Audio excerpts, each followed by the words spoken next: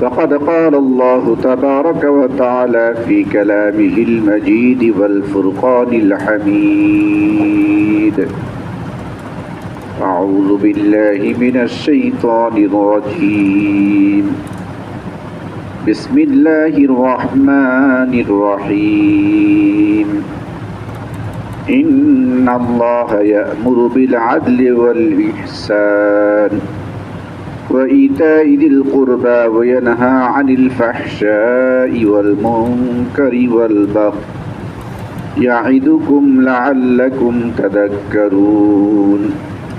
وقال تعالى: إن الله وملائكته يصلون على النبي يا أيها الذين آمنوا صلوا عليه وسلموا تسليما. اللهم صل على محمد وعلى آل محمد كما صليت على إبراهيم وعلى آل إبراهيم إنك حميد مجيد.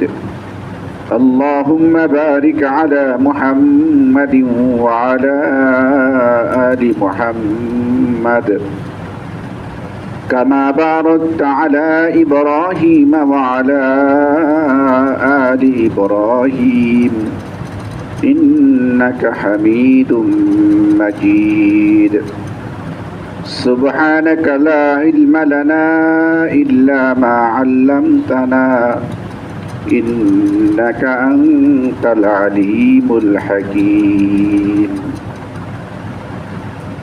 صدق الله العظيم وصدق رسوله النبي الكريم ونحن على ذلك من الشاهدين والشاكرين الحمد لله. মহান রব্বুল আলামিনের দরবারে লাখ কোটি শুকরিয়া যে মহান রব্বুল আলামিন আমাদেরকে পবিত্র জুমার দিন আসরের পর থেকে নিয়ে দোয়া কবুলের ওয়াদা করা হয়েছে। আমরা আসর নামাজও পড়েছি জামাতের সাথে, আল্লাহ রাব্বুল আলামিন তৌফিক দান করেছেন। মাগরিবের নামাজও জামাতের সাথে আদায় করেছি, আল্লাহ রাব্বুল আলামিন তৌফিক দান করেছেন। এরপরে আল্লাহর ঘর দুনিয়ার মধ্যে সবচেয়ে উত্তম জায়গা, দুনিয়ার মধ্যে সবচেয়ে দামি জায়গা, দুনিয়ার মধ্যে সবচেয়ে উত্তম জায়গা হলো আল্লাহর ঘর মসজিদ। দুনিয়ার মধ্যে সবচেয়ে নিকৃষ্ট জায়গা হলো বাজার।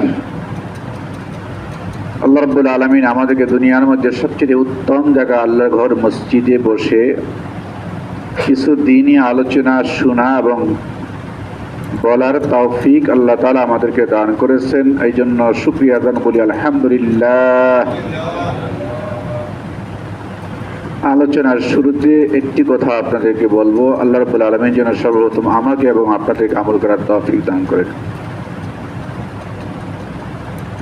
আমরা যে এখানে আসছি, আমাদেরকে আসার জন্য যারা দাওয়াত করেছেন তিনারা কি এরকম কোনো কথা বা ওয়াদা আমাদের সাথে করেছেন যে আপনারা যাওয়ার পরে আমরা বিরিয়ানি খাওয়াবো, রোস্ট খাওয়াবো, পোলাও খাওয়াবো, দামি কোনো খাদ্য খাওয়াবো, কোনো মেহমানদারি করে বলেছেন?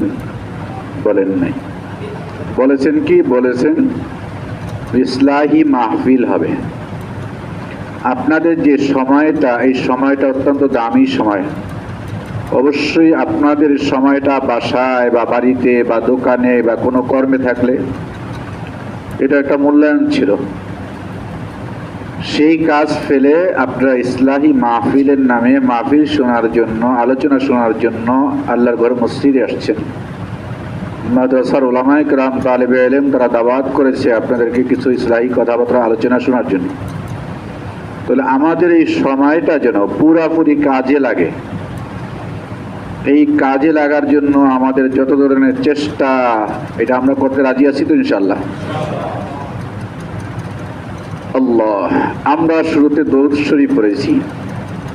যেখানেই কোনো দরুদ শরীফের মজলিস হবে, ওয়াজের মজলিস হবে, ইসলাহি মাহফিল হবে, যখন দরুদ শরীফের কথা বলা হবে তখন আমরা দরুদ শরীফ এতটা আন্তরিকতার সাথে পড়ব, এই চিন্তা করে পড়ব যে আমি নগণ্য মানুষ, নগণ্য বান্দা, রাসূলের নগণ্য উম্মত, একেবারে নগণ্য উম্মত।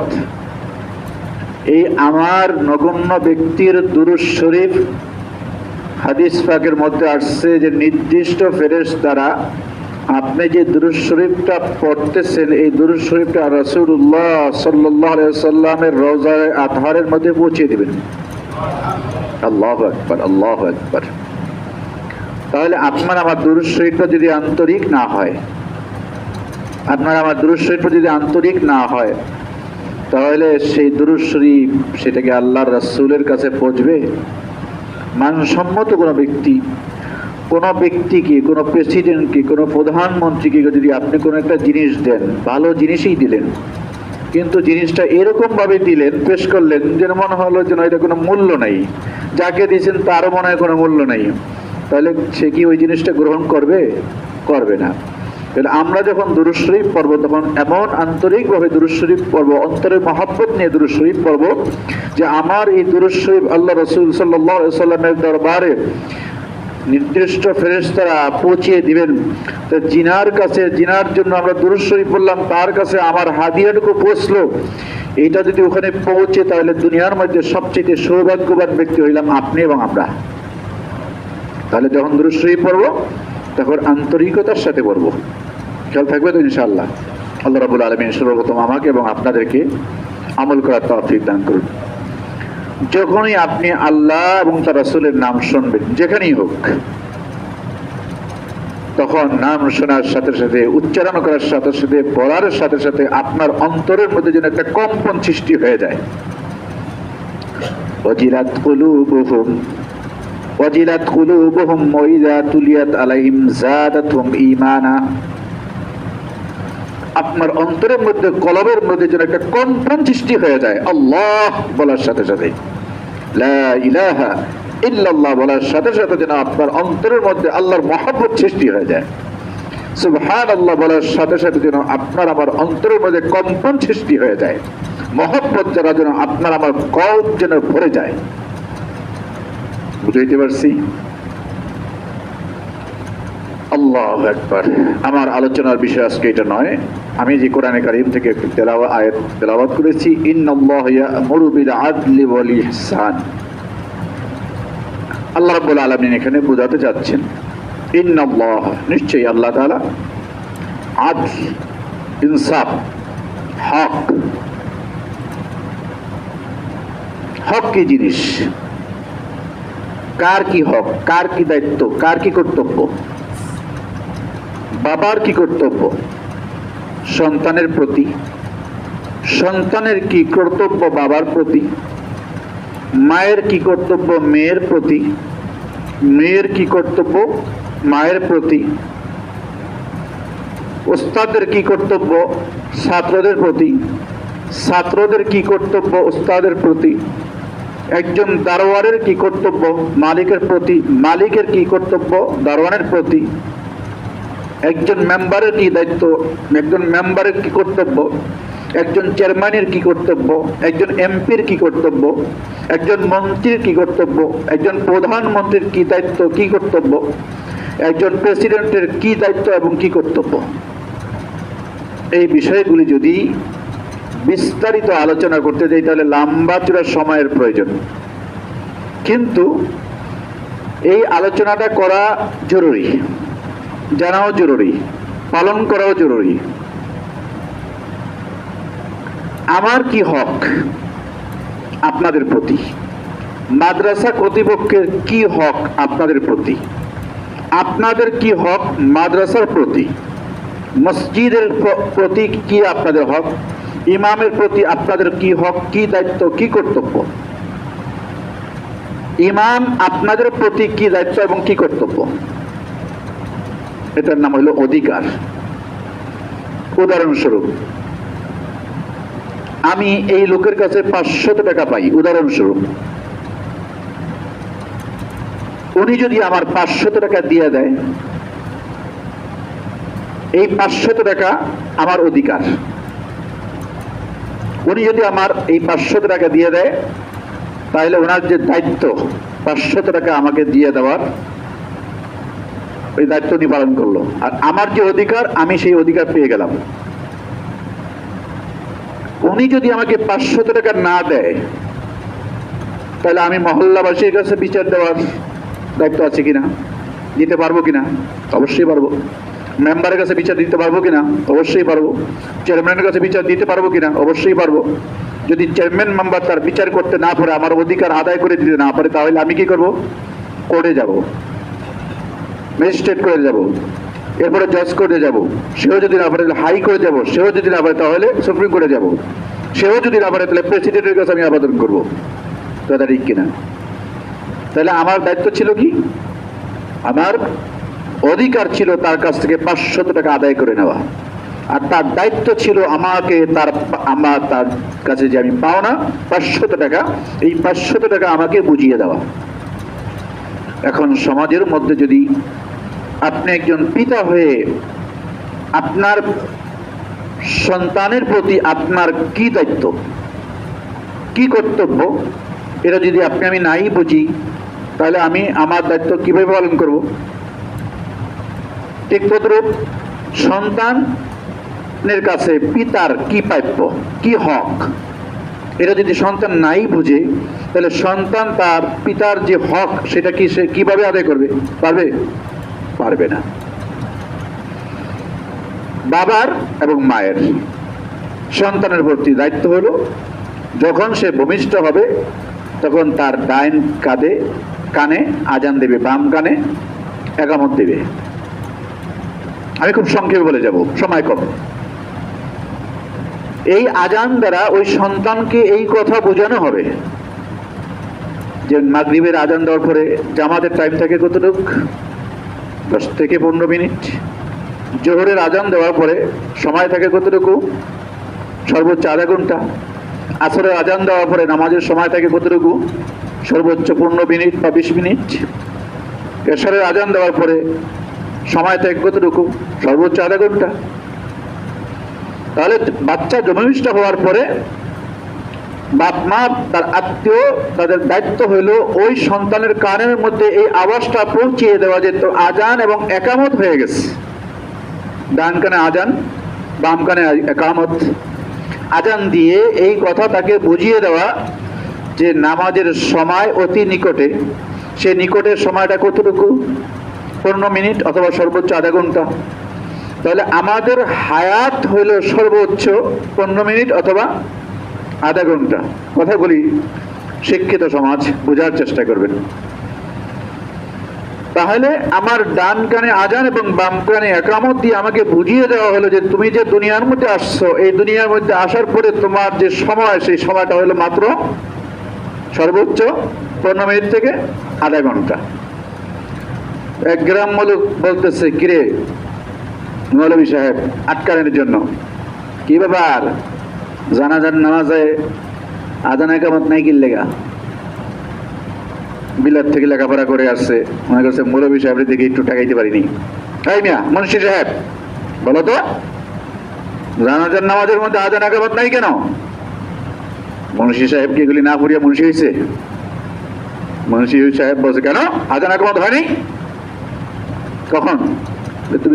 তুমি যখন জন্মগ্রহণ করেছো তখন তোমার ডান কানে আজান দেওয়া হয়েছে, বাম কানে একামত দিয়ে তোমাকে এই কথাই বোঝানো হচ্ছে যে দুনিয়ার জীবন তোমার জন্য সর্বোচ্চ আধা ঘন্টা। আধা ঘন্টা পরে তোমার নামাজের জন্য প্রস্তুতি নিতে হবে। আধা ঘন্টা পরে যখন আপনি সাদা কাপড় পরে, আজীবন তো মৌলবীদেরকে খুব ক্রিটিসাইজ করে না, কাপড়ের দাম তো মৌলবীরাই বাড়াইছে। বাদশাহ আলমগীরের জমানায় এক চাটুকার মন্ত্রীরা তো থাকে, এই জমানায় আছে, ওই সময় হচ্ছিল।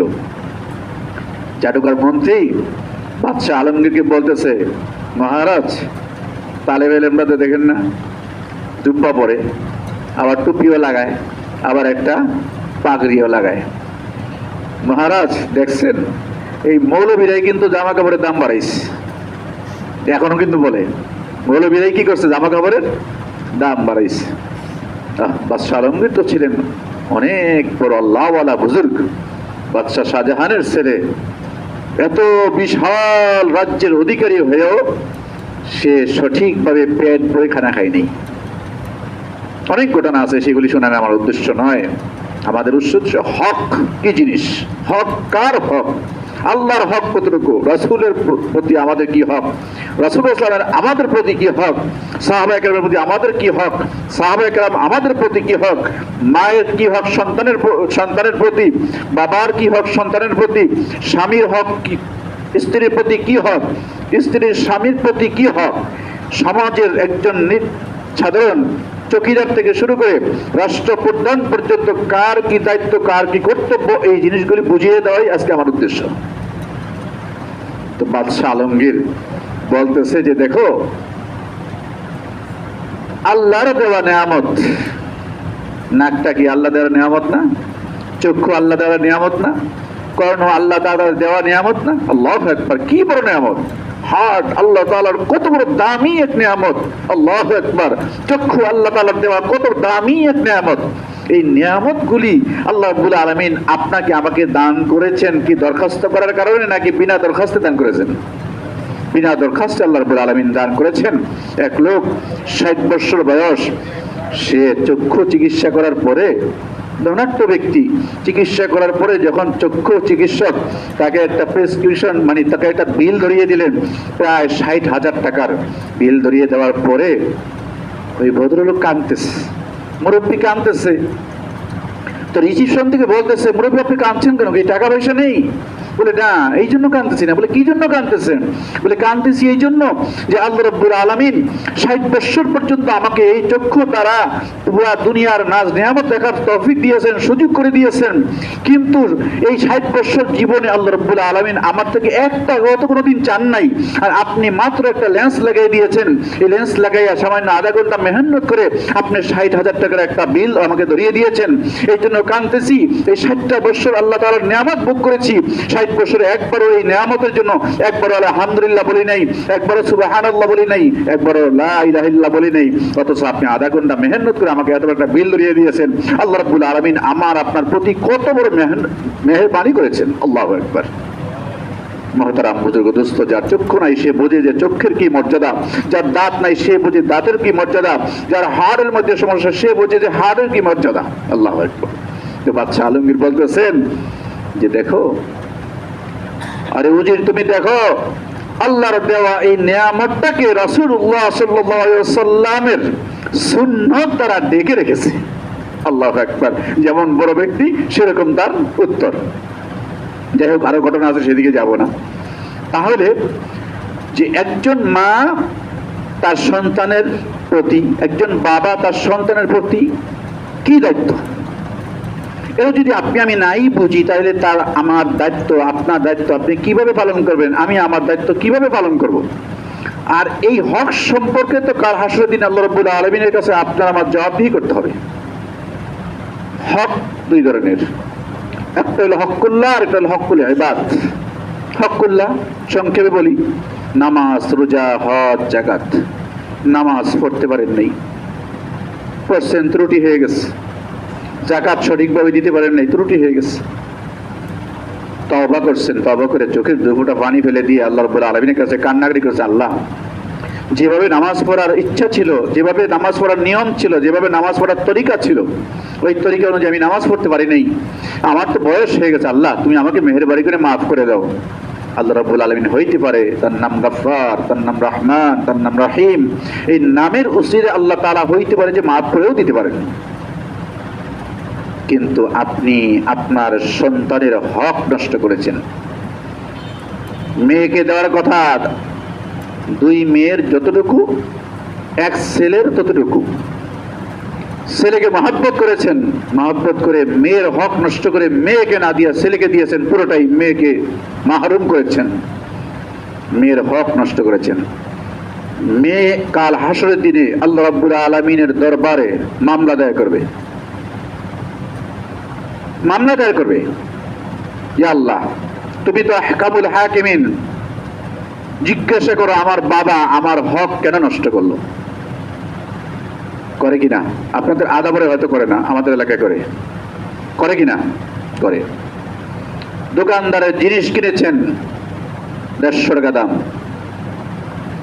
আপনি নেতা, আপনি প্রভাবশালী, 100 আর চাইছ না, স্যার আমার তো লস হয়ে যায়, বাদ দে, রাখ। হয় কিনা বাজারে গেলে? হয় কিনা? মাছের দাম 1500 টাকা, তো বলতেছে খোদার কসম আমার এটা কিনাই আছে 1450 টাকা দিয়ে, আমার যাতায়াত আছে। আপনি নেতা মানুষ, ভয়ে বেশি কিছু বলতে পারে না, স্যার আমাকে আর 100 টাকা দেন, নাহলে আমার লস হয়ে যাবে। আর রাগ কথা কইস না, যা, চলে গেলেন। আপনার বাইটা, আপনার ক্রয়কৃত মালটা সম্পূর্ণ হারাম, জায়েজ ভাবে হয় নাই, না জায়েজ ভাবে হয়েছে। মাসলা তো জানা নেই, মাছ নিয়ে আসছেন, ভরে দিছে, ওর দাবি 1600 টাকা, আপনি দিয়ে আসছেন 1400 টাকা, এই 200 টাকার দাবি ওর রয়ে গেল। কাল হাসরের দিনে আল্লাহ রাব্বুল আলামিনের কাছে এসেছে, আপনার বিরুদ্ধে মামলা করবে। আচ্ছা বলেন, এই মজলিসের মধ্যে সীমিত লোক আমরা, তাই না? এই মজলিসের মধ্যে সাধারণ একজন লোক যদি কোনোভাবে আল্লাহ না করুক আক্রান্ত হয়, হয়ে গেল যে আল্লাহ না করে একটা ফ্যান পড়ে গেছে, অথবা উষ্টা খেয়ে পড়ে গেছে, অথবা একটা ইটা রডের মধ্যে পা পড়ে গেছে, পা কেটে গেছে, তখন সাধারণ মানুষ হিসাবে আপনারা কি করবেন বলেন তো? কেউ তার পায়ের মধ্যে পানি দিবেন, কেউ তার ডাক্তার থেকে ওষুধ আনার চেষ্টা করবেন, কেউ তাকে ধরে হাসপাতালে নেওয়ার চেষ্টা করবেন, কেউ তাকে ধরবেন, বসাবেন, মাথায় পানি দেওয়ার প্রয়োজন হলে মাথায় পানি দিবেন। কথা ঠিক কিনা? কথা ঠিক কিনা? করবেন। এটা মানুষের সাধারণত নিয়ম, এটা করে থাকে, মানুষ করে থাকে। আচ্ছা, আপনাকে আমাকে যখন কবরের মধ্যে শোয়াই দেওয়া হবে, সাদা কাপড় পরিধান করে, আগেই বলছিলাম যে মৌলবীকে দেখলে তো একটু খারাপ লাগে, কারণ কাপড়ের দাম তো মৌলবীরাই বাড়াইছে। মৌলবী না হয়ে একজনেও কবরে যেতে পারবেন না। পারবেন? মৌলবী না হয়ে কবরে যেতে পারবেন? কি বলে, আমি তো মৌলবী হইতে চাই না। মৌলবী হইতে না চাইলেও আপনাকে ভালোভাবে কাপড় যেই কয়টা পরার ওই কয়টা পরাইয়া নিজ দিয়ে একটা বান দিবে, উপর দিয়ে একটা বান দিয়ে তারপরে মৌলবী বানাইয়া আপনাকে কবরের মধ্যে শোয়াবে। এই জন্য মৌলবীদের নিন্দা করি না। মৌলবীদেরকে নিন্দা করার অর্থ হইল এই নিন্দা একেবারে রাসূলুল্লাহ সাল্লাল্লাহু আলাইহি ওয়াসাল্লাম পর্যন্ত পৌঁছে যায়। খবরদার, যদি করে থাকেন তওবা করেন, আর কোনোদিন করবেন না। মনে থাকবে তো? আচ্ছা, তো আপনাকে আমাকে যখন কবরের মধ্যে রেখে আসবে, এসি আছে তো কবরের মধ্যে? এসি আছে? দামি যে বিছনার মধ্যে শোনা আছে তো? যে পালঙের মধ্যে থাকতেন বাসায় আছে তো? যে দামি টাইলসের মধ্যে থাকতেন আছে তো? ওখানে দিবে তো? ফ্যান আছে তো? ওখানে দিবে তো? হ্যাঁ, চাকর চাকরির ব্যবস্থা থাকবে তো? কিচ্ছু থাকবে না।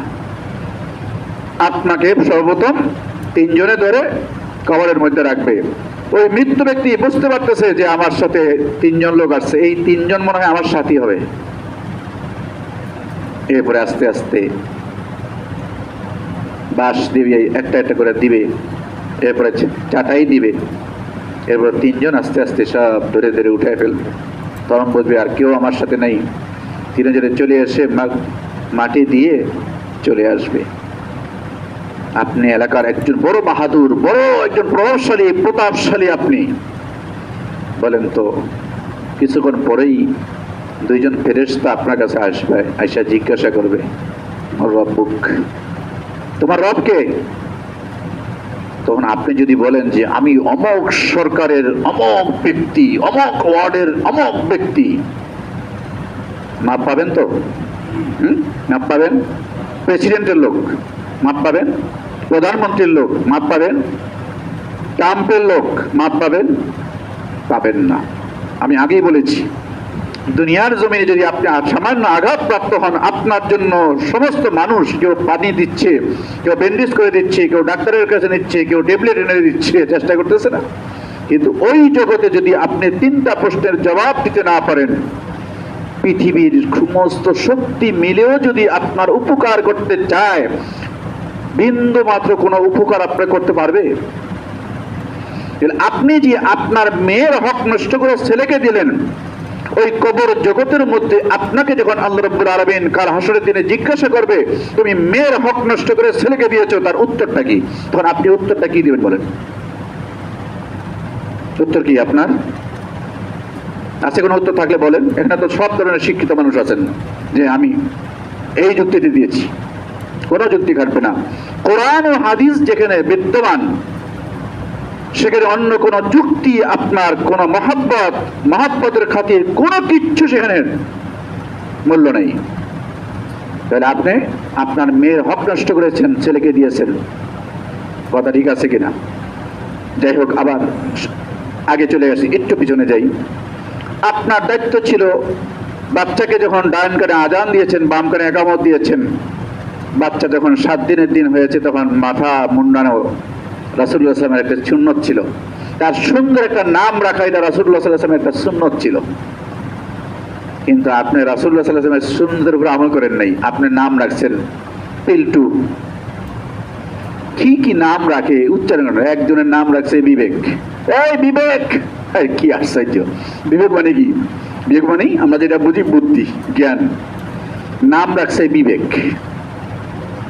আপনি একজন আলেমের কাছে গিয়ে একটা নাম জিজ্ঞাসা করতে পারলেন না যে হুজুর আমার ছেলে হয়েছে আলহামদুলিল্লাহ, সুন্দর সুখবর, আপনি আমাকে একটা নাম দেন, আব্দুল্লাহ, আব্দুর রহমান, সুন্দর সুন্দর নাম লিখে হুজুর আপনাকে দিতেন, আপনার যেটা পছন্দ হতো সেই নামটা দিতেন।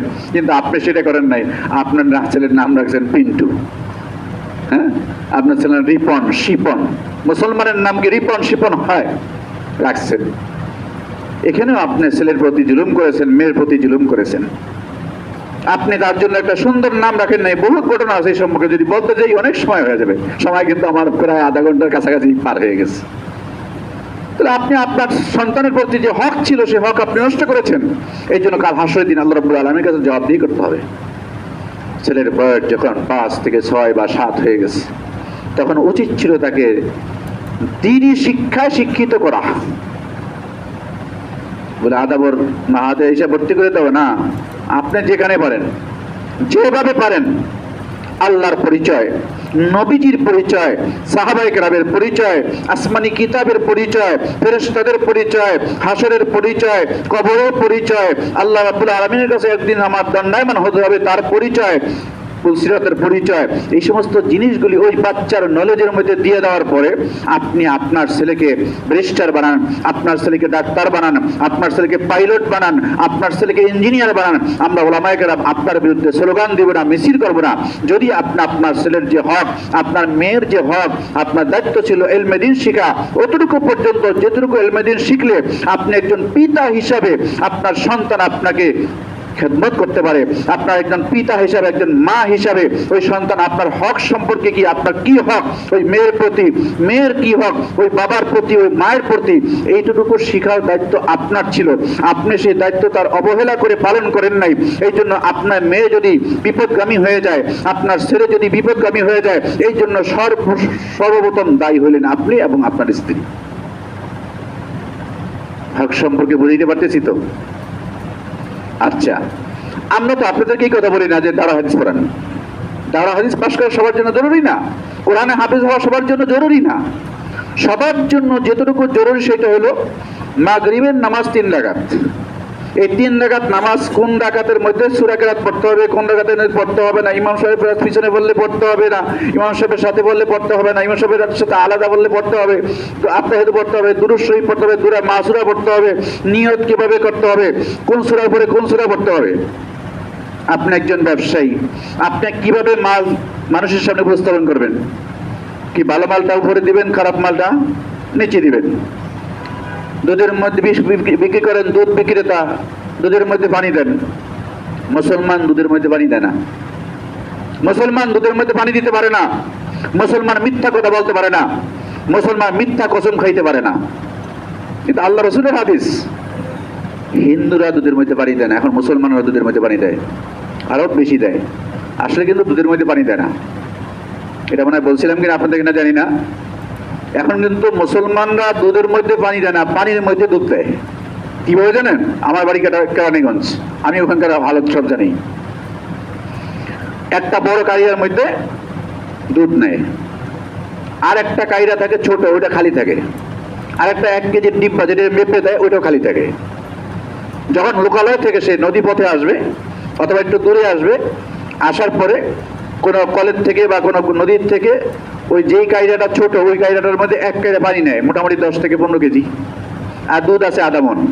নেওয়ার পরে ওই যে 1 কেজির একটা কাইরা আছে, ডিব্বা আছে, ওই ডিব্বাটা দিয়ে বড় কাইরাটার থেকে ওই ছোট কাইরাটার মধ্যে 1 কেজি পরিমাণ দুধ ওই পানির মধ্যে ঢেলে দেয়। কারণ 1 কেজি দুধ ওই 10 কেজি পানির মধ্যে দিলে পুরোটাই সাদা হয়ে যায়, দুধের মতো হয়ে যায়। তখন ওই যে ছোট কাইরার যে দুধটা সাদা হয়ে গেল, এটা সম্পূর্ণ বড় কাইরার মধ্যে ঢাইলা দেওয়ার পরে আর পানি আর দুধ বোঝা যায় না। বাস্তব, আমার বাস্তব চিত্র আমি বলতেছি আপনাদের সামনে। এই জন্য এখন বলি যে আগে তো মুসলমানরা দুধের মধ্যে পানি দিত, এখন আর পানি দেয় না, পানির মধ্যে দুধ দেয়। এখন কি করে? পানির মধ্যে দুধ দেয়। তাহলে ফটকামি বাড়ছে না কমছে? হ্যাঁ, ফটকামির দিক দিয়ে চ্যাম্পিয়ন হয়েছে। এই জন্য বারবার আমরা চ্যাম্পিয়নশিপ পাচ্ছি বিদেশ থেকে, বহির্বিশ্ব থেকে। এটা আমাদের জন্য, দেশের জন্য গৌরব। এই যে আপনি ধোকা দিয়া মানুষকে 10 কেজি পানি খাওয়াইলেন, 1 কেজি পানি 80 টাকা করে কেজি খাওয়াইলেন, এটা কিন্তু আপনার আমল নামার মধ্যে লেখা হচ্ছে, এটা আপনার হক। যদিও আপনাকে ধোকা দিয়ে আপনাদের টাকা ঠিকই নিচ্ছে, কাল হাসরের দিনে আল্লাহ রাব্বুল আলামিনের সামনে ওই ব্যক্তির যত কেজি দুধের মধ্যে পানি দিয়ে আপনাকে খাওয়াইছে, ওই পানির দাম আল্লাহ রাব্বুল আলামিনের কাছে, ওই দুধের দাম আল্লাহ রাব্বুল আলামিনের কাছে কাল হাসরের দিনে দিতে হবে। তাহলে কি দিয়া? দুধ দিয়ে, টাকা দিয়ে। ওই দিন টাকা চলবে? হ্যাঁ চলবে? বাহাদুরি চলবে? মাস্তানি চলবে? কোনো কিছু চলবে না। তখন নিজের আমল যদি থেকে থাকে, ওই আমলটুকু তাকে দিয়ে দিতে হবে। এই সম্পর্কে আরেকটু পরে আসি। তাহলে ওই দুধ বিক্রেতার যদি জানা থাকতো যে কাল হাসরের দিনে আমার আল্লাহ রাব্বুল আলামিনের কাছে জবাবদিহি করতে হবে, এই দুধের পরিমাণ টাকা তার থেকে আমি নাজায়েজ ভাবে নিয়েছি, এটা তাকে ফেরত দিতে হবে, তাই কোনো দুধ বিক্রেতা দিয়ে তাকে এই কাজ করতে সাহস করত? যারা মালের মধ্যে ভেজাল করে, কসম খায়, আল্লাহি বলতেছি এটা একেবারে আমার এত টাকায় কিনা, তোমার তো কসম খাওয়ার কোনো প্রয়োজন নেই। তুমি সৎভাবে ব্যবসা করতে ছেলে, সাহাবা কেরাম যেভাবে ব্যবসা করেছেন তুমি সেইভাবে ব্যবসা করো। হইতে পারে যে এর উসিলা আল্লাহ রাব্বুল আলামিন কাল হাসরের দিনে তোমাকে মাফ করে দিবেন। তাহলে কি করলো? ব্যবসায়ী আপনার হক নষ্ট করলো। বাপ হয়ে সন্তানের হক নষ্ট করলেন, মা হয়ে মেয়ের হক নষ্ট করলো, ব্যবসায়ী হয়ে সে কি করলো? আপনার হক নষ্ট করলো। আপনি একজন ধনাঢ্য ব্যক্তি হয়ে ওই ব্যবসায়ী হক নষ্ট করলেন। এবার আসেন, আপনার প্রতি এলাকায় আপনাদের যারা আছে, আমাদের গ্রামের মধ্যে বলে মেম্বার, চেয়ারম্যান, আপনাদের কমিশনার, আপনাদের জন্য কমিশনার। আচ্ছা, এই কমিশনারের কিছু দায়িত্ব আছে আপনাদের প্রতি। কি দায়িত্ব? যে আপনাদের এলাকার সুবিধা অসুবিধা দেখা তার দায়িত্ব। আর তার দায়িত্ব হলো, তার কর্তব্য হলো আপনাদেরকে সেবা দেওয়া। আর আপনাদের দায়িত্ব হলো তার থেকে সেবা পাওয়া। আর তার দায়িত্ব হলো আপনাদেরকে সেবা দেওয়া। যদি সে সেবা আপনাকে সঠিকভাবে দিল না, বরং উল্টা কি করলো? আপনাদের এলাকা হয়তো নাই, আমাদের এলাকা আছে, মসজিদের কাজ ধরছেন, মাদ্রাসার কাজের মধ্যে এখন আইসা চাঁদা বসাই দিচ্ছি। আসসালামু আলাইকুম হুজুর, বড় ভাই সালাম জানাইছে। বড় ভাই বুঝেন তো, বড় চাঁদাবাজ। বড় ভাই মানে বড় চাঁদাবাজ। আমি তো পরিষ্কার বলি, আপনাদের এখানে একটু আসতে বলি, ভয় লাগে। আবার আধা বর ধরে নিয়ে আবার সাইজ করা শুরু করে দেন, দেখ পাইছি মৌলবীরে। আমি কেরানীগঞ্জ কিন্তু একটু খুব জোরে বলি, একেবারে জোরে বলি। চাঁদাবাজ, এইটা আবার বড় ভাই কি? এটা চাঁদাবাজ। চাঁদাবাজ আবার বড় ভাই কি? সে চাঁদাবাজ। আপনারা তো কয়েকদিন পরে ইলেকশন আসতেছে না? ইলেকশন আসলে দেখবেন কি মিছিল, অমক ভাইয়ের চরিত্র ফুলের মতো পবিত্র, অমক ভাইয়ের চরিত্র ফুলের মতো পবিত্র। আহ, কি স্লোগান! পুরা এলাকা গরম, কথা ঠিক কিনা? আসতেছে সামনে। আচ্ছা, যেই লোকটা চাঁদাবাজি করে, মানুষের হক নষ্ট করে, মানুষকে কষ্ট দেয়, মাদ্রাসা মসজিদের মধ্যে এসে পর্যন্ত চাঁদাবাজি করে, সেই লোকটার চরিত্র কি কশিন কালেও ফুলের মতো হতে পারে? পারে কিনা বলেন? যে লোকটা মসজিদ মাদ্রাসা পর্যন্ত চাঁদাবাজি করতে দ্বিধা করে না, নিরীহ একজন মানুষের উপরে চাঁদা দাবি করতে দ্বিধা করে না, ওই লোকটার চরিত্র কশিন কালেও ফুলের মতো হতে পারে না। যারা বলতেছেন তারা সম্পূর্ণ ভুল বলতেছেন। তাদের বলা উচিত আমার মতো। শুয়োরের নাম শুনছেন? আরে কোরআনের মধ্যে খিনজির, ওলাহমাল খিনজির। এখানে হুজুররা আছেন, ইমামদের কাছে, কোন কোন ইমামের কাছে কুকুরের চামড়া দাবাঘাত করলেও পাক হয়, কোন ইমামের কাছে, আমাদের ইমামের কাছে না। দাবাঘাত পর্যন্ত প্রসেসিং করা, যেটা এটাকে কি বলে, ট্যানারিরা যেটা করে, কি কোন ভাষা বলে এটাকে,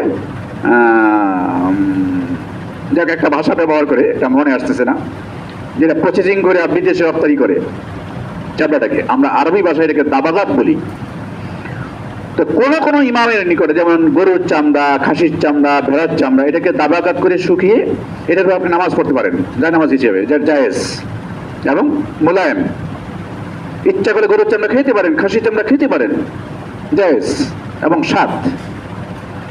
তো কোন ইমামের কাছে কুকুরের চামড়া দাবাকাত করলে ওটার উপর নামাজ পড়লে নামাজ হবে, কোন ইমামের কাছে। কিন্তু শুয়োরের চামড়া কোন ইমামের কাছেই দাবাকাত করলে এটা পাক হবে না। এটা একটা মাসলা, মনে রাখবেন, ওলামায়ে থেকে জিজ্ঞাসা করে নেবেন। শুয়োরের চামড়া কোন ইমামের কাছেই দাবাকাত করলে এটা পাক হবে না। তার কারণ কি জানেন? শুয়োর হলো আইনি নাজাসাত, এটা সম্পূর্ণটাই হারাম, এটা কোনো কিচ্ছু আমাদের পাক নাই, সম্পূর্ণটাই হারাম। কেন? শুয়োরে দেখবেন, যারা দেখছেন তারা দেখবেন, মেথরপট্টিতে, বগুড়াতে দুনিয়ার যত ময়লা আবর্জনা, বাথরুম যত ময়লা আছে, সেই ময়লার মধ্যে ওরা নাক ডুবাই দেবে। ময়লা ছাড়া কোনো উপায় নেই, যত ময়লা আছে ময়লার মধ্যে নাক ডুবাই ওটার মধ্যে খাইতে থাকবে। এই জন্য ইমাম সাহেবরা ফতোয়া দিয়ে থাকেন যে শুয়োরের চামড়া যত দাবাঘাত করা হোক, তার চামড়া কোশ্চেন কালেও পাক হবে না। এখন আসেন, যেই লোকগুলি মসজিদের মধ্যে চাঁদা দাবি করে, যেই লোকগুলি সাধারণ মানুষকে কষ্ট দিয়ে চাঁদা দাবি করে, যেইগুলি অবৈধভাবে মানুষকে সরকারদের থেকে চাঁদা দাবি করে তার চাঁদা তোলে, যে লোকগুলি বাড়ি নেওয়ালা মানুষদের মধ্যে তার চাঁদা দাবি করে, যারা মসজিদ চেনে না, মাদ্রাসা চেনে না, সমাজ বোঝে না, গরিব অসহায় বোঝে না, ওইগুলির মধ্যে আর শুয়োরের মধ্যে কোনো পার্থক্য নাই। ওইগুলির চরিত্র শুয়োরের চাইতেও নিকৃষ্ট। এই জন্য আমি বলি, অমক ভাইয়ের চরিত্র শুয়োরের মতো পবিত্র, অমক ভাইয়ের চরিত্র শুয়োরের মতো পবিত্র। সামনে স্লোগান আসলে দিতে পারবেন তো এরকম স্লোগান, যে অমক চাঁদাবাজ, তারা বলবেন অমক ভাইয়ের চরিত্র শুয়োরের মতো পবিত্র। কথা বুঝে আসতেছে তো? ভয় লাগে আপনাদের মনে হয়? আমার আর ওই বয়সটাই নাই, আমিও মোহাম্মদপুরের ইচ্ছে নেই, আলহামদুলিল্লাহ। হক কথা বলতে কোনো দিকে নাই। তাহলে তুমি যে মানুষের থেকে চাঁদা দাবি করে চাঁদা দিচ্ছ, আজকে ধনাঢ্য ব্যক্তি হচ্ছ, অনেক টাকার মালিক হচ্ছ, তোমার কি চিন্তা আছে যে কবর জগতে যাওয়ার পরে তুমি যে নেতার রেফারেন্স দিয়ে চাঁদা দাবি করতেছ, ওই নেতা তোমার কবরের পাশে দিয়ে কি ফেরেশতাদেরকে একটা ধমক দিতে পারবে? ওই বেটা, এটা আমার দলের লোক, খবরদার, কিচ্ছু বলবি না। ফেরেশতারা শুনবে তো? শুনবে নাকি আরো উল্টা দুইটা বেশি মারবে? যদি এই চিন্তা থাকে, তাহলে আমি আজকের থেকে তওবা করে নেই, আমি আপনার দ্বারা যেন কোনো মানুষের হক যেন নষ্ট না হয়। একটা লোক অসহায়, সে অসহায় দিয়ে তাকে আপনি প্রভাবশালী, তাকে একটা গালি দিয়েছেন, সে ভয়ে মুখ খুলে আপনাকে কিছু বলতে পারে নাই। আপনি যে তাকে গালি দিয়েছেন, আপনি তার হকের উপর আঘাত করেছেন, আপনার কাছে সে কিন্তু পাওনা হয়ে গেছে। কি পাওনা? কাল হাসরের দিনে রাসূলুল্লাহ সাল্লাল্লাহু আলাইহি ওয়াসাল্লাম একবার সাহাবা কেরামের মজলিসের মধ্যে জিজ্ঞাসা করতেছে, মাল মুফলিস, মুফলিস কোন ব্যক্তি জানো? মুফলিস কাকে বলা হয় জানো? সাহাবা কেরাম, লম্বা ছোট হাদিস, আমি পুরাটা এটা আলোচনা করতে পারবো না সময়ের মধ্যে। সাহাবা কেরাম বলছেন, ইয়া রাসূলুল্লাহ, মুফলিস যার কাছে টাকা নেই, পয়সা নেই, দিনার নাই, তাকেই তো আমরা গরিব কাকে বলি? গরিব কাকে বলি? টাকা পয়সা নাই, বাড়িঘর নাই, অট্টালিকা নাই, ধন সম্পদ নাই, তাকেই তো আমরা গরিব বলি, তাই না? আল্লাহ রাসূল বলতেছেন, কাল হাসরের দিনে ওই লোকটা সবচেয়ে অসহায়, সবচেয়ে অসহায় ওই ব্যক্তি যে অনেক নেক আমল করেছে, দুনিয়াতে দান করেছে, টাকা পয়সা খরচ করেছে, গরিবদের দিয়েছে, নামাজ পড়েছে, রোজা করেছে, হজ করেছে, যাকাত দিয়েছে, তাসবিহ তাহলিল করেছে, কিন্তু মানুষের হক নষ্ট করেছে। মনে করেন এমনও ব্যক্তি আছে হাজার হাজার মানুষের সম্পত্তি দখল করেছে, আছে না? এমন মানুষ আছে হাজার হাজার মানুষ থেকে চাঁদা নিয়েছে, আছে না? আজকে তো কিছু বলতে পারবে না, বললে তো আবার উল্টা পানিশমেন্ট। আচ্ছা বলেন তো, কবর জগতে, যে শুরুতে বলছিলাম কবর জগতে তো আপনি অসহায়, হাসর জগতে আপনি অসহায়। ওই দিন আল্লাহ রাব্বুল আলামিনের কাছে ওই লোকটা মামলা দায়ের করবে, আল্লাহ অমুক ব্যক্তি আমাকে একটা গালি দিয়েছিল, অমুক ব্যক্তি আমার 10টা টাকা নষ্ট করেছিল, অমুক ব্যক্তি আমার থেকে 100 টাকা চাঁদা নিয়েছিল, অমুক ব্যক্তি আমার মাল নিয়ে 100 টাকা কম দিয়েছিল। এই প্রত্যেক ব্যক্তির অভিযোগ শোনার পরে আল্লাহ রাব্বুল আলামিন কি করবেন? ঠিক আছে, ওই জগতে তো আর টাকা পয়সা কোনো লেনদেন নেই, আছে? টাকা পয়সা নিছেন তো দুনিয়াতে, ঠকাইছেন তো দুনিয়াতে, বকা দিচ্ছেন তো দুনিয়াতে। কি করবে? যে ঠিক আছে, তুমি তার 100 টাকা নষ্ট করেছো, তো 100 টাকার সমপরিমাণ নেক তুমি তাকে দিয়ে দাও। দিয়ে দিল। আরেক ব্যক্তি বলবে আমার এত টাকা নষ্ট করেছে বলে এত টাকার হক নেক তুমি তাকে দিয়ে দাও। দিতে দিতে শেষ পর্যন্ত দেখা যাবে যে তার কাছে আর কোনো নেকি বাড়ি। ওই যে নামাজ পড়েছিল, তসবিহ পড়েছিল, ইবাদত বন্দেগী করেছিল, জিকির আজকার করেছিল, তেলাওয়াত করেছিল, আল্লাহ আল্লাহ জিকির করেছিল, যত আমল জমা ছিল, এরকম প্রত্যেক ব্যক্তিকে দিতে দিতে দিতে তার সমস্ত আমল শেষ। এইবার কি করবেন? এইবার আল্লাহ রাব্বুল আলামিনের থেকে নির্দেশ আসবে যে এক কাজ করো, তোমার কাছে তো এখন আর নেক নাই, নেক যা ছিল তো দিয়ে দিছো, এখন তো বহু পাওনাদার হাজির। ওই লোকগুলির কে তুমি যে দিবা সেই নেক তো তোমার কাছে নাই, নেক তো দেওয়া শেষ। এখন ওই লোকগুলির যে গুণাগুলি আছে এই গুণাগুলি তুমি নিয়ে নাও। আমি কিন্তু হাদিসের থেকে বলতেছি কথাগুলি, তোমার তো নেট নাই, এখন ওই ব্যক্তির যে গুণাগুলি আছে এই গুণাগুলি তুমি তাকে নিয়ে নাও। এরকম করতে করতে হইতে পারে যে আপনার আমার মতো ব্যক্তি সমস্ত নেক আমল মানুষকে দিয়ে তার সমস্ত পরিশোধ না হওয়াতে ওই যে গুনাহ, ওই গুনার বোঝাগুলি আমি নিয়ে আমাকে আল্লাহ রাব্বুল আলামিন আদেশ দিবেন তুমি ডাইরেক্ট জাহান্নামে চলে যাও। নাউযুবিল্লাহি মিন যালিক। মুহতারাম বুজুর্গ দোস্ত, তাহলে ওই কমিশনারের দায়িত্ব ছিল এলাকার আপনাদের সেবা করা।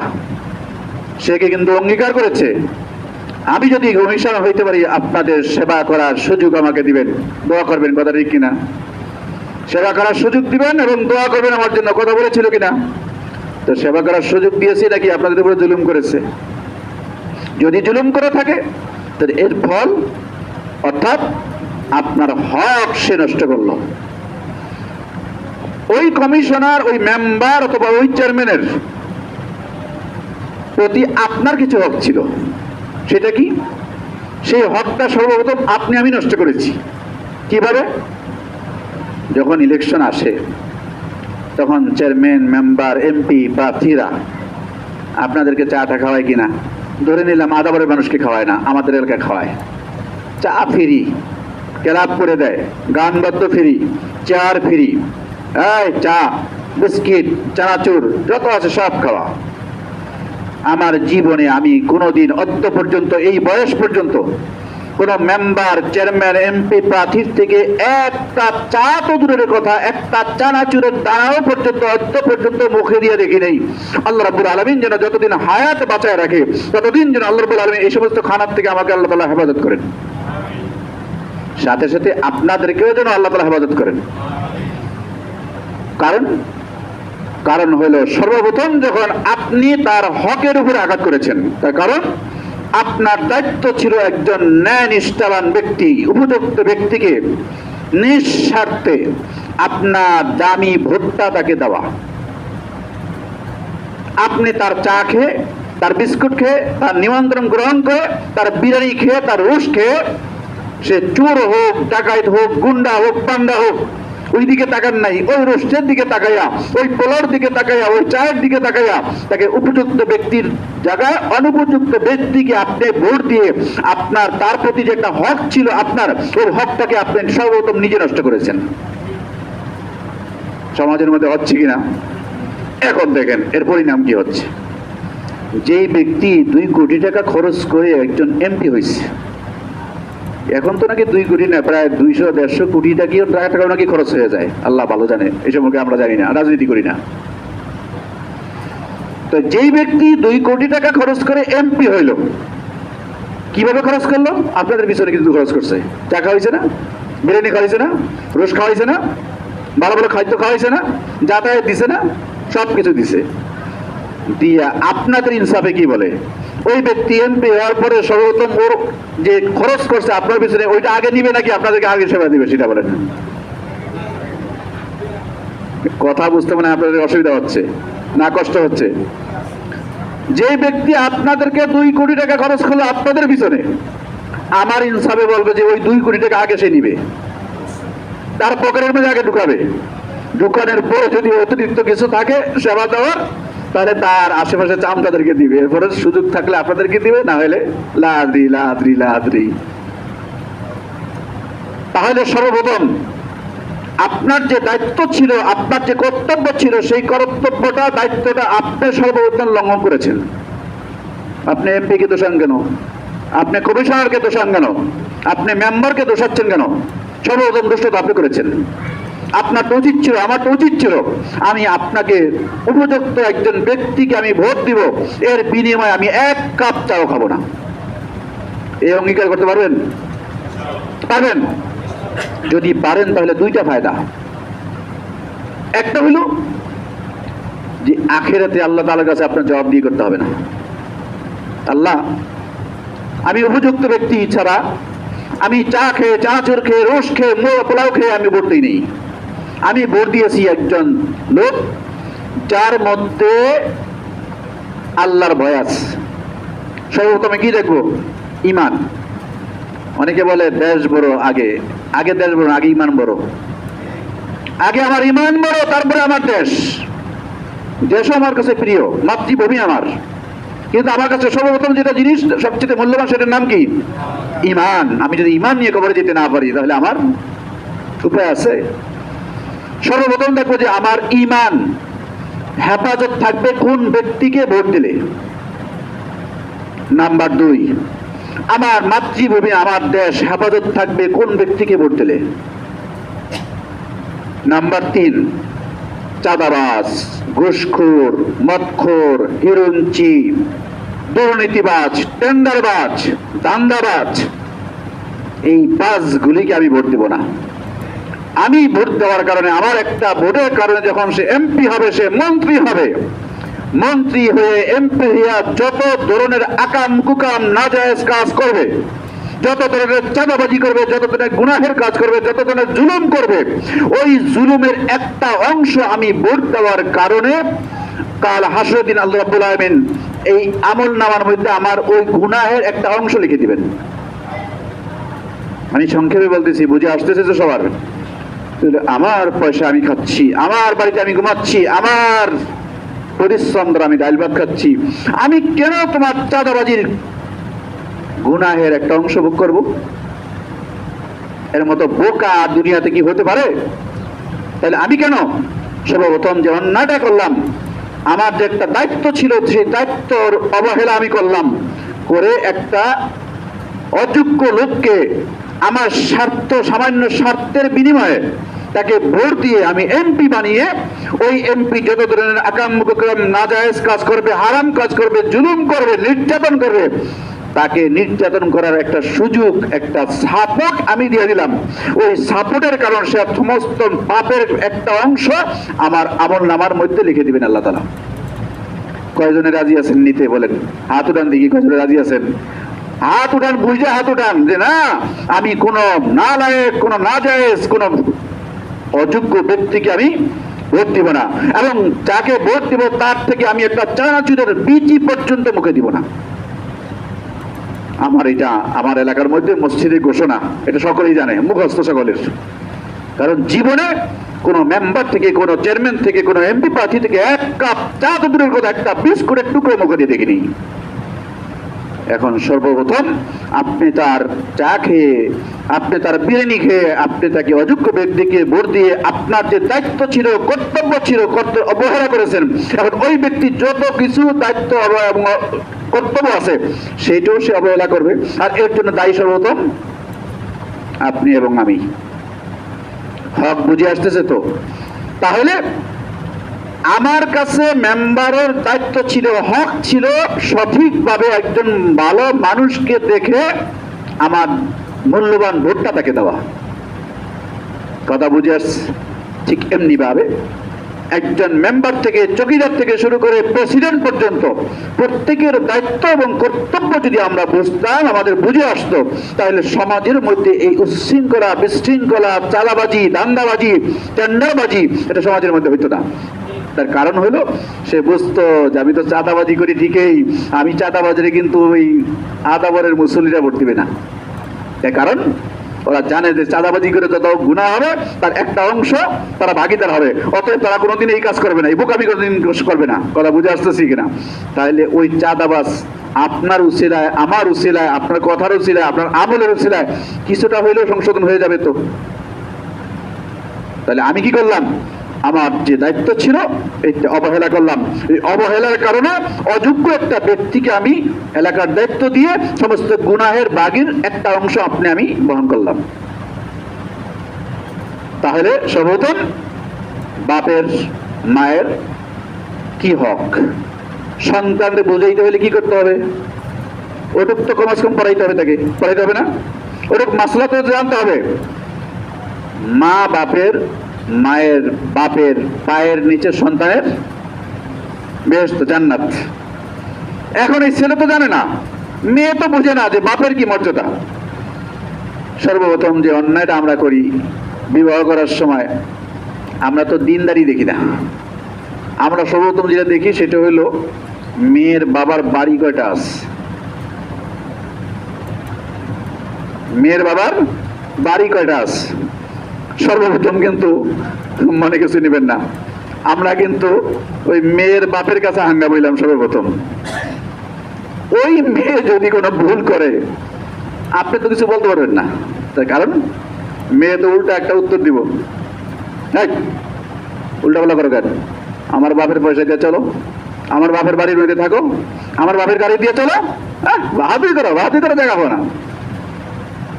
যৌতুক ছাড়া, যৌতুক ছাড়া বিয়ে করতে পারলে ওই শান্তি আপনার ঘরের মধ্যে আসবে। কথা ঠিক কিনা? এখন যৌতুক নিয়ে যখন বিয়ে করবেন তখন আপনি তো বিয়ে করলেন না, আপনি বিয়ে বইলেন, আপনি বিয়ে বইলেন, তার কাছে আপনি খাদেম হয়ে গেলেন। স্ত্রী বলবে আমার বেনি ব্যাগটা লো, টানো। এখন এই জন্য মার্কেটের মধ্যে দেখবেন বেনি ব্যাগটাও স্বামীর হাতে দিয়ে দেয়, সন্তান তো দেয়, বেনি ব্যাগটা সহকারে স্বামীর হাতে দিয়ে দেয়, টানো, আমার বাপের টাকা খাইছো না। মহতারাম বুজুর্গ দোস্ত, এই যে স্ত্রীর হক আপনি নষ্ট করলেন, আজকে স্ত্রী অবাধ্য হইলে এই জন্য সর্বপ্রথম দায়ী আপনি। কারণ আপনার যে দায়িত্ব ছিল, যে কর্তব্য ছিল, যে হক ছিল আপনার প্রতি স্ত্রীর, সেই হকটা সর্বপ্রথম আপনি নষ্ট করেছেন। কিসের কারণে?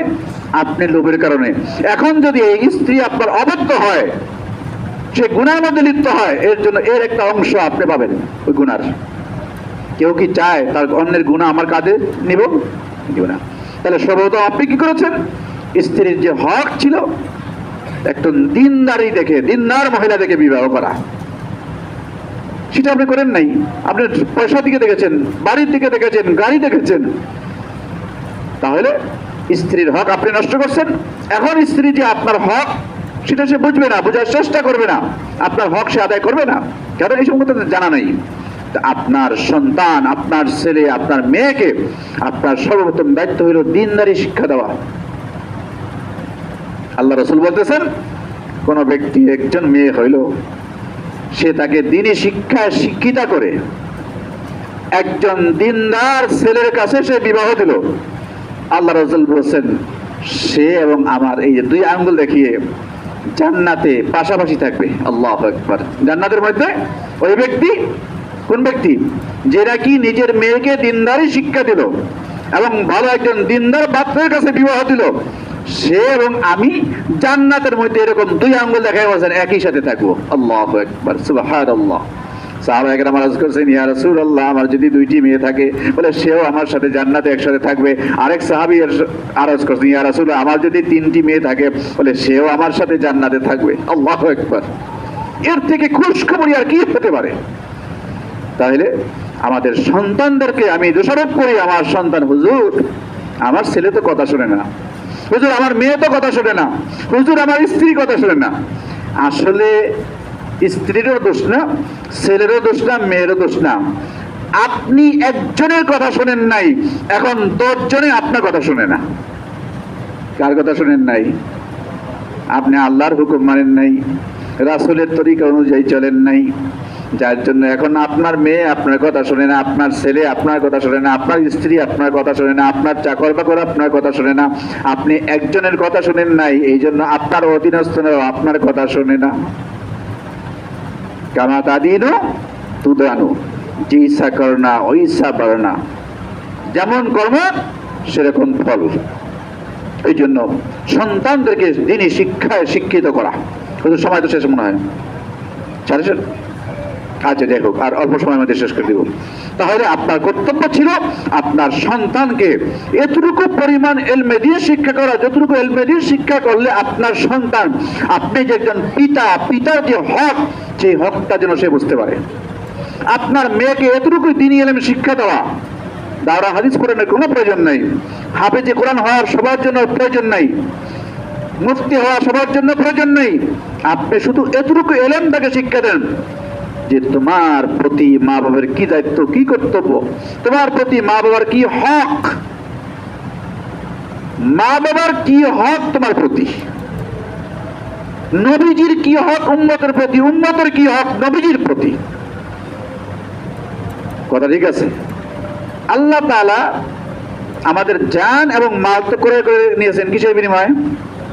ইন্নাল্লাহ আশতারা মিনাল মুমিনিনা আনফুসাহুম ওয়া আমওয়ালাহুম বিআন্না লাহুমুল জান্নাহ, কোরআনের আয়াত, যে আমি মুমিনের জান এবং মাল ক্রয় করেছি কিসের বিনিময়ে?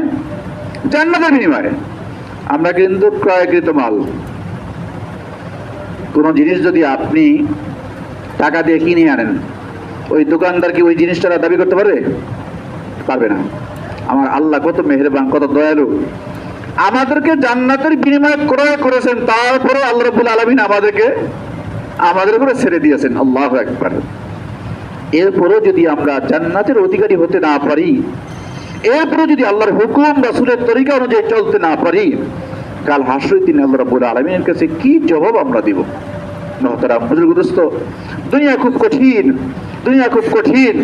আপনি আমি কবর জগতে চলে গেলে আপনার আমার যেই জিনিসটা কবর জগতের জন্য কাজে আসবে, সেই কাজটা আপনার আমার করা দরকার না?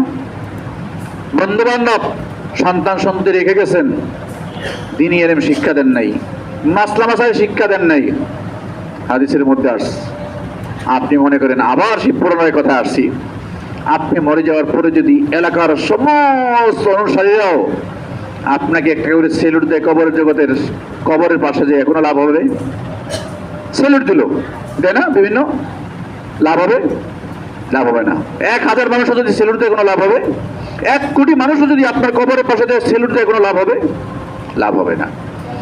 যদি কোনো নেককার সন্তান আপনি রেখে যান, মাদ্রাসায় পড়েন নাই, 10টা সূরা তাকে সহিভাবে পড়াইছেন, তাকে মাসলা মাসাইল শিক্ষা দিয়েছেন, ওই ছেলেটা আপনি মরার পরে, বাবা, এই বাবা আমার জন্য এত কষ্ট করেছে, মাথার গাম পায়ে ফেলে আমার খাওয়ার ব্যবস্থা করেছে, মাথার গাম পায়ে ফেলে এই বাবা আমাকে লালন পালন করার জন্য আমার খাওয়া জুগিয়েছে, কত কষ্ট করেছে, আজকে ওই বাবাকে আমি হারিয়েছি, ওই বাবা কবর জগতে চলে গেছে। ওই ছেলে কবরের পাশে যেয়ে অথবা মসজিদে বসে অথবা নামাজ পড়ে ওই ছেলের জানা আছে যে 1 বার সূরা ফাতিহা, 3 বার সূরা ইখলাস পড়ে যদি ওই আমার বাবার কবরের উপরে যদি আমি সওয়াব পৌঁছাতে পারি, হইতে পারে এই রসুল আল্লাহ রাব্বুল আলামিন কিয়ামত পর্যন্ত আমার বাবার কবরের আযাব মাফ করে দিবেন। আল্লাহু আকবার। এর থেকে দামি কোনো জিনিস পৃথিবীর বুকে আর দ্বিতীয় পাওয়া যাবে? 1000 মানুষের সেলুট কোনো কাজে আসবে? কোনো কাজে আসবে? আসবে না। আপনার ছেলেকে এমবিবিএস ডাক্তার বানিয়েছেন, আপনার ছেলে ডাক্তারি করতেছে, ভালো কথা, সেবা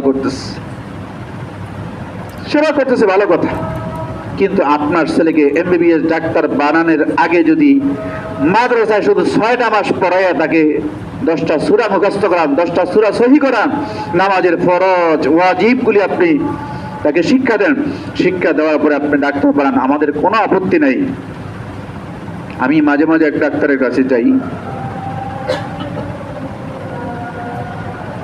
ডাক্তার নাম এই মুহূর্তে ভুলে গেলাম, অত্যন্ত আল্লাহওয়ালা, ইবনে সিনায় বসে, খুব আল্লাহওয়ালা, চেহারা দেখলে বুঝবেন যে সত্যিকার অর্থে আল্লাহ, মানে চেহারা দেখলে মনে হয় যে নূর বসতেছে। ডাক্তার যাওয়ার পরে প্রেসক্রিপশন দেখে বা ই করে পরে বলে কি অবস্থা, একটু ভালো। আহা, আপনি একটু ভালো আলহামদুলিল্লাহ বলতে পারলেন না? ভালো করছে তো আল্লাহ, আমি তো না। ভালো করছেন তো আল্লাহ, তা আপনি আল্লাহর প্রশংসা করতে পারলেন না? দেখেন একজন ডাক্তার হয়ে কি বলতেছে, এরকম দাড়ি, সাদা দাড়ি, তিনটা বাচ্চাকেই সে মাদ্রাসায় পড়াচ্ছে। আমার তো টাকা আছে, আমার টাকা আছে, অসুবিধা নাই, আমার সন্তান কামাই করে আমাকে খাওয়াইতে হবে না। আমার এই সন্তান মাদ্রাসায় পড়ার পরে, দিনী শিক্ষার পরে, আমি কবর জগতে যাওয়ার পরে যে এই সন্তান একবার সূরা ফাতিহা, তিনবার সূরা ইখলাস পড়ে, দুরূদ শরীফ পড়ে যে হাত ধরে আমার জন্য দোয়া করে, আল্লাহ আমার এই বাবাকে তুমি মাফ করে দাও, অবশ্যই আল্লাহ রাব্বুল আলামিন এই সন্তানের উসিলায় আল্লাহ রাব্বুল আলামিন আমাকে মাফ করে দিবেন। শেষ একটা কথা বলি, হাদিস শরীফের মধ্যে আসছে যে ছোট মাসুম বাচ্চা মারা যায় না? মারা যায় তো। বাবা নাফরমান, চাঁদাবাজ অথবা গুনাহগার মরে যাওয়ার পরে বাবা তো জাহান্নামী, মা তো জাহান্নামী। ওই মাসুম বাচ্চা তারা তো সব জান্নাতে চলে যাবে, জান্নাতে সবুজ পাখি হয়ে মাসুম বাচ্চাগুলি উঠতে থাকবে। আল্লাহু আকবার। যখন ওই মাসুম বাচ্চাদের মা বাবা ইন্তেকাল করবে, যদিও সে জাহান্নামের অধিকারী, ইন্তেকাল করার পরে ওই বাচ্চা আল্লাহ রাব্বুল আলামিনের কাছে আবদার করবে, আল্লাহ আমার মা বাবা কোথায়? মা বাবা তো জাহান্নামের মধ্যে ভোগ করতেছে আর শাস্তি ভোগ করতেছে। আল্লাহ রাব্বুল আলামিন হুকুম দেবেন ফেরেশতাদেরকে, তোমরা ওর মা একজন বাবা সেজে ওর কাছে যাও।